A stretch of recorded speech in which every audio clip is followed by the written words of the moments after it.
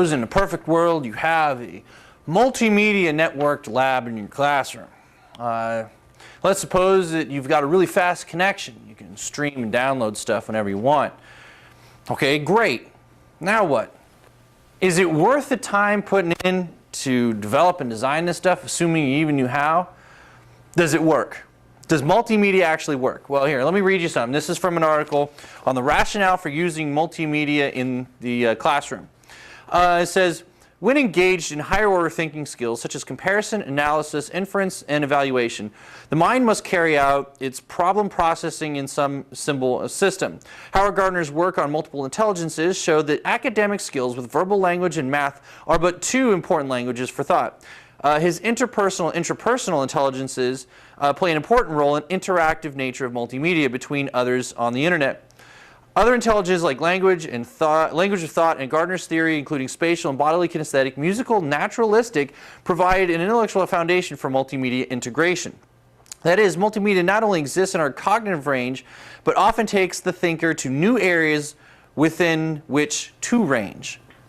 Well, teachers usually explain it one way, and when, like if the students ask, they won't still understand it. So I guess the internet, computer, and multimedia will have usually more than one answer and explain it in more. You're not a Howard Gardner fan, but let me suggest this.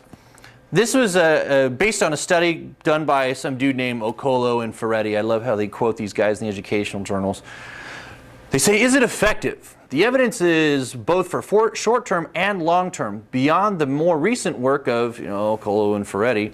Not only is there evidence of significant impact, but that such conclusions have been held up for decades. A Bertelsmann Foundation report prepared by Dr. Reeves of the University of Georgia provides a succinct summary of issues related to scientific evidence. Overall, 50 years of educational research indicates that media and technology are effective in tools as phenomena to learn both from and with. End quote.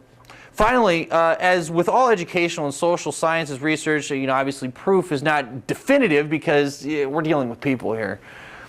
But the creative technology and inclusive pedagogy is effective within our reach. So that means they're basically saying that the use of multimedia is now right before us, the effective use of it. That we've been using it for years and it's been effective, and especially developing higher order thinking skills. Of course, you could use it for things like drill and kill and repetition and that sort of thing, which is good and it has its place. But isn't what we really need to have multidimensional thinkers, people who can deal with lots of input at the same time and then come out with something really pure and focused, like a water purifier? This is a purification device. You have water coming into it, and then the yucky stuff is taken out. This can be kind of like the human brain in a lot of ways. You see, the human brain takes input in, which would be the black feeder line, this one here, and then after it takes it in, it filters the processed information. Takes out the stuff it doesn't believe or think is correct or inaccurate, it doesn't mesh for some reason, and what you get out is hopefully something that is pure concentrated knowledge. Now in this case, this purification unit can actually purify water to 99.99% pure.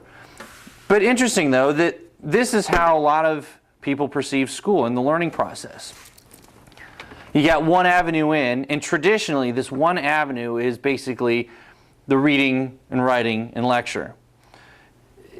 It's not very dynamic, and it basically doesn't lead for a lot of information to come into the student's mind at any one point in time.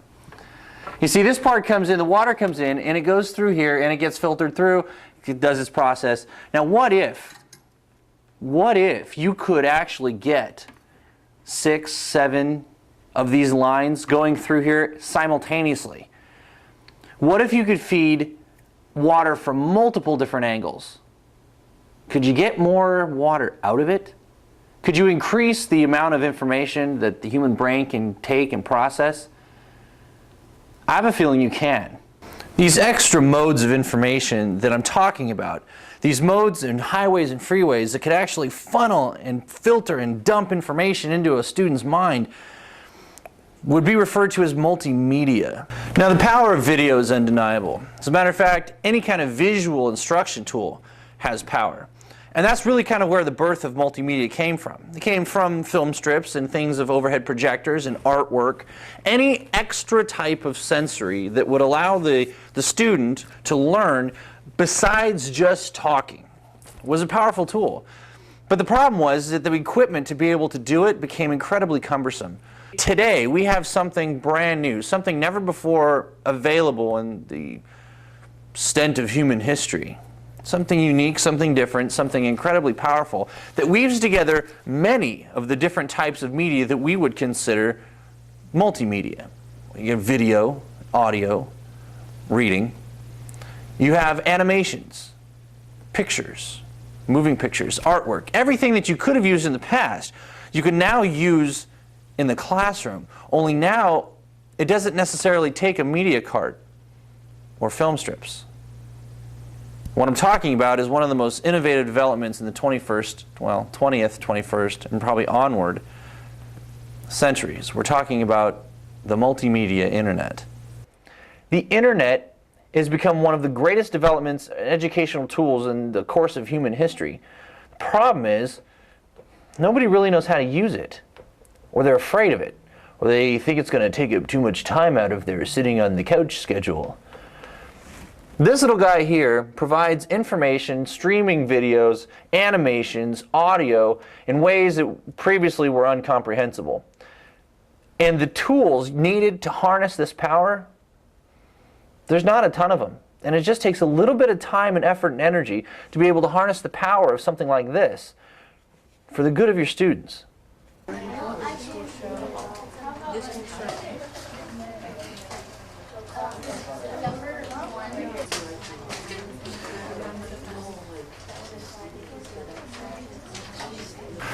You know, and that's perhaps the exact reason why this video and this class exists. To harness the power of all forms of media for the good of education. Don't you cry.